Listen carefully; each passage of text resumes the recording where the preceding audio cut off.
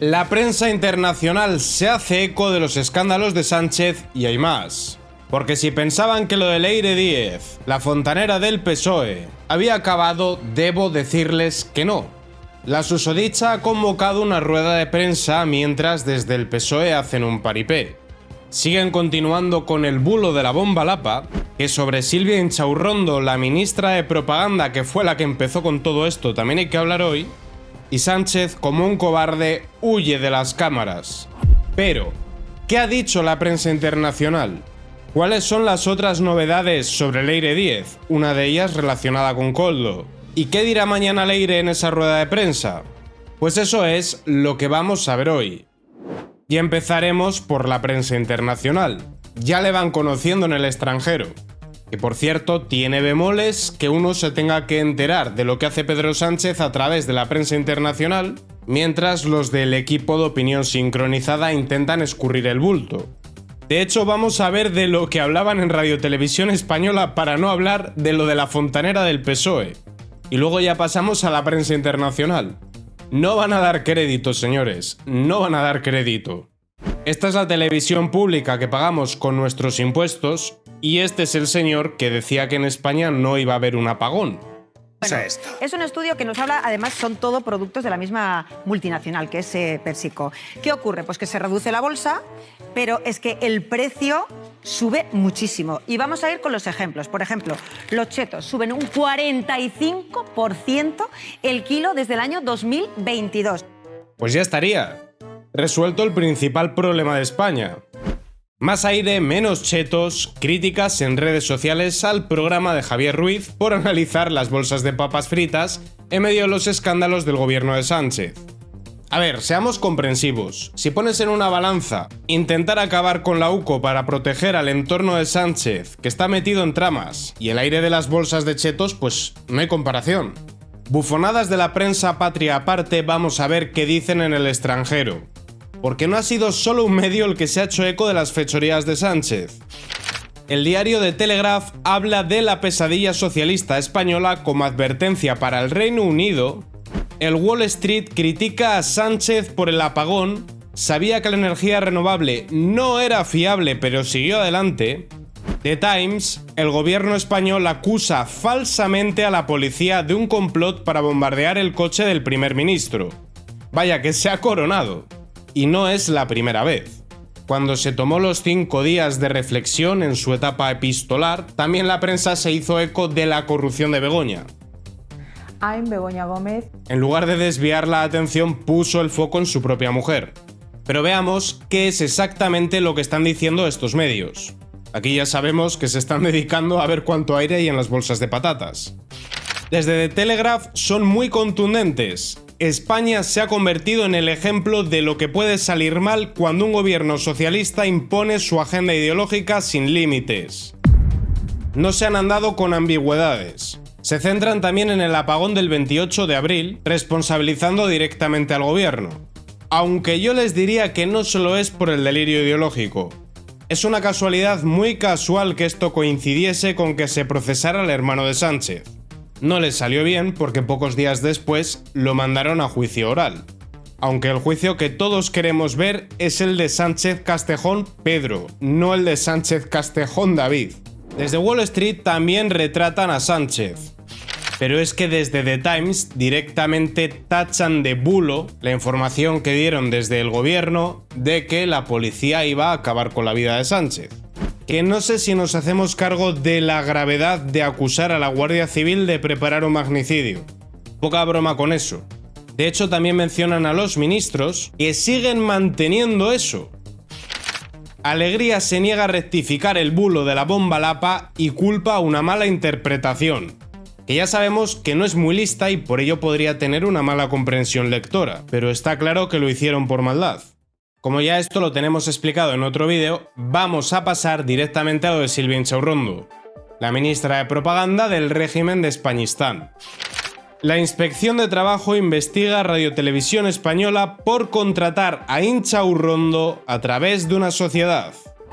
Si un ingeniero se va a Alemania para cobrar más, mal. Si un youtuber se va a Andorra para que no le esquilmen tanto con impuestos, también mal. Si una empresa cambia su sede fiscal a Holanda, fatal. Y si un programador traslada su gestión a Portugal, mal también. Pero que la ministra de Propaganda sea contratada a través de una sociedad, eso está muy bien. Eso es simple ingeniería fiscal. Mira, como cuando Sánchez Hermanos se fue a tributar a Elvas, Portugal, municipio donde tenía una de sus sedes la Tramacoldo. A ver si no va a importar el qué sino el quién.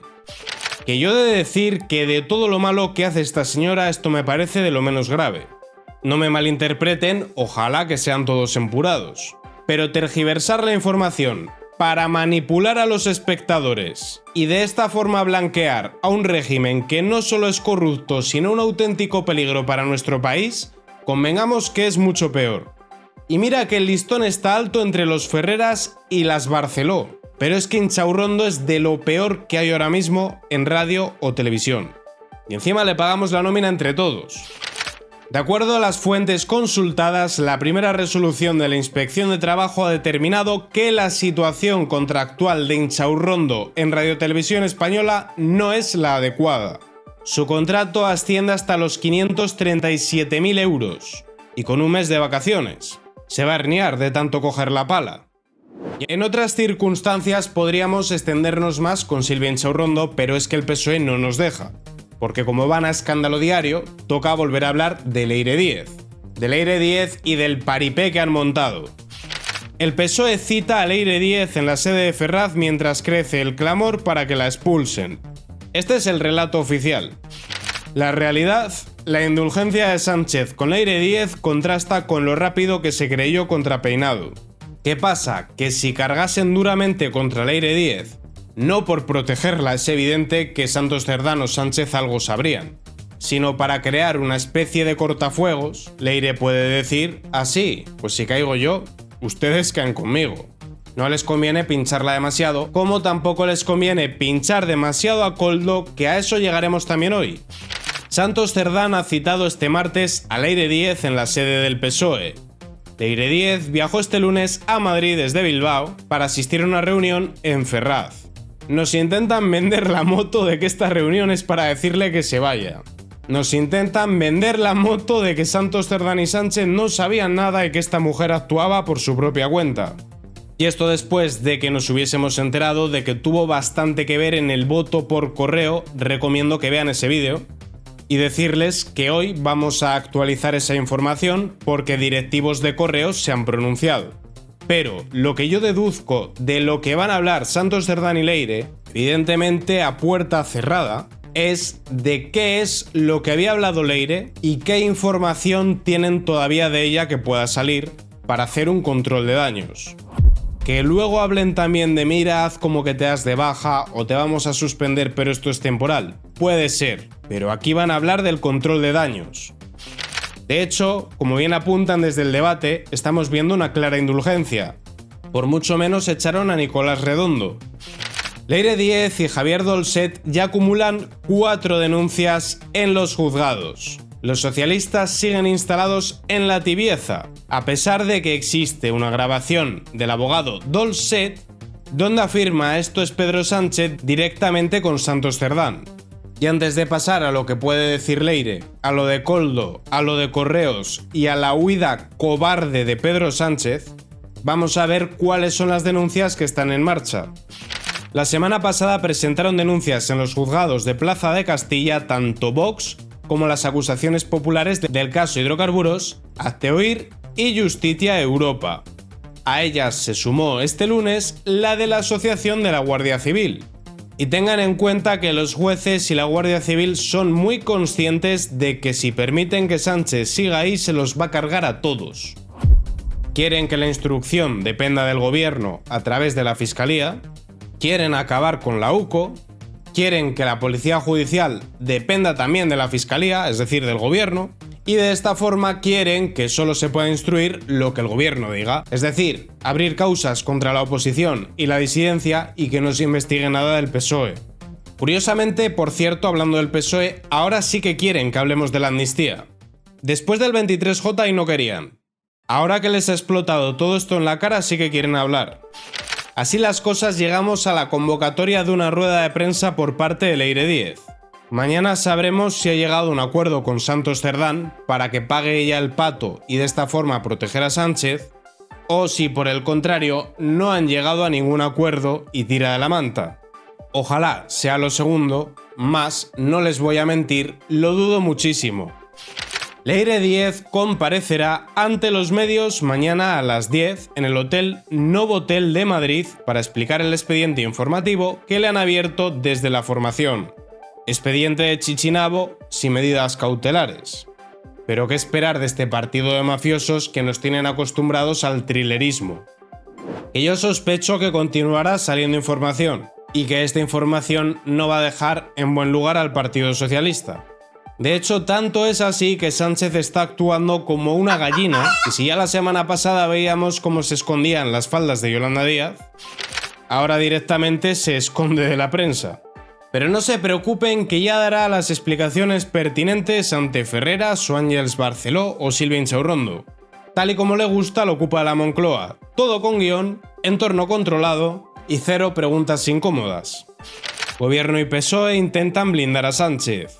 Cuando se cumple más de un mes sin que el presidente responda a preguntas de los medios, inciso, este señor no es presidente, su gobierno es ilegítimo e ilegal y además, desde ayer sabemos que hay dudas, más que justificadas, sobre las últimas elecciones, la mesa del Congreso, presidida por Armengol, ha llevado a cabo una maniobra dilatoria para intentar impedir que Sánchez comparezca en el Pleno y dé explicaciones sobre Leire Díez. Qué curioso, si a Figurín le encanta figurar. Él está encantado de haberse conocido. El paseillo persiguiendo a Biden, las fotos con von der Leyen. ¿Por qué será que de repente no quiere figurar tanto? Aunque la foto que queremos los españoles es la de este señor ingresando en prisión. Y que no se preocupe por Begoña, puede seguir viéndola en el vis a vis. A no ser que ella también acabe presa. En ese caso no va a haber vis a vis. Vamos ahora a lo de Koldo. Así dinamitó Koldo García Izaguirre su tercera reunión con Leire Díez. Iros a la mierda, de Ábalos lo sé todo. Y es que lo bueno y lo bonito de que vayan imputando a tantas personas es que la probabilidad de que una de ellas se rebele y cante aumenta. La gente suele decir, aquí no pasa nada, nadie dimite, nadie va preso, y es verdad, pero cuanta más gente vaya saliendo, más fácil es que uno se desmorone y cante. De momento ya de Aldama está hablando, imaginaos lo potente que sería que empiece a hablar también Koldo. Con un tajante iros a la mierda, Koldo expulsó de su despacho a Leire Díez, emisaria del PSOE, durante una tensa reunión que tuvo lugar entre finales de marzo y principios de abril. Este episodio no fue un hecho aislado. De hecho, se trató de la tercera reunión mantenida entre Díez y García en el despacho del abogado que representa al ex asesor de Ábalos. Y no me cabe la menor duda de que Leire Díez no se presentó de buenas formas. Tiene toda la pinta de ser la típica de tú no sabes quién soy yo. Se le pondría chulita a Koldo, que viene del mundillo del que viene, que ha trabajado en lo que ha trabajado, y yo creo que lo que hizo Leire fue empeorar las cosas. Díez no se anduvo con rodeos, su estrategia fue directa y sin ambajes. Quería saber qué sabía Koldo, qué pruebas podía aportar y sobre todo, qué información era contrastable y podía perjudicar a figuras claves del PSOE como Sánchez o Santos Cerdán. La conversación fue subiendo de tono hasta que Koldo decidió romper el diálogo. Y ahora vamos a actualizar la información que di ayer, en la cual hablamos del fraude electoral perpetrado a través del voto por correo. Todo ello después de que nos enteráramos de que Leire Díez controlaba 2.500 oficinas. Directivos de correos denuncian que el papel de la fontanera del PSOE con los votos era muy inusual. Leire Díez tuvo poderes de especial relevancia y entre las funciones destaca la validación del voto por correo según la documentación a la que ha tenido acceso Voz Populi. Se trata de una práctica poco común en la entidad pública postal, según aseguran este diario directivos de la compañía. Y nadie se dio cuenta de que esto estaba pasando. Nos venimos a enterar ahora. Es muy inusual que Leire Díez firmara el documento que validaba el voto por correo en las elecciones andaluzas, destacan altos ejecutivos de la empresa este diario. Añaden que solo podría haberlo firmado el director de operaciones, el director adjunto que fue el portavoz de correos en el proceso electoral, el secretario general o el propio presidente.